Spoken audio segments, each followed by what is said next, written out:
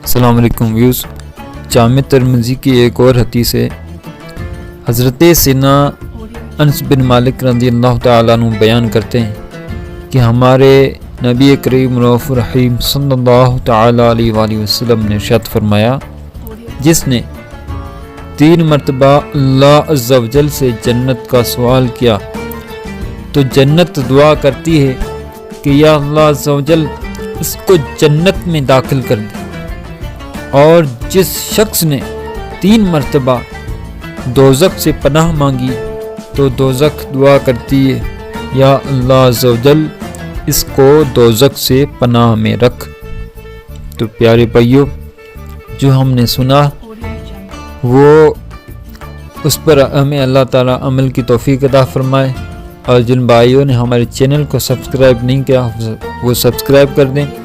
اور اس ویڈیو کو شیئر کر دیں۔ تھینک یو، شکریہ۔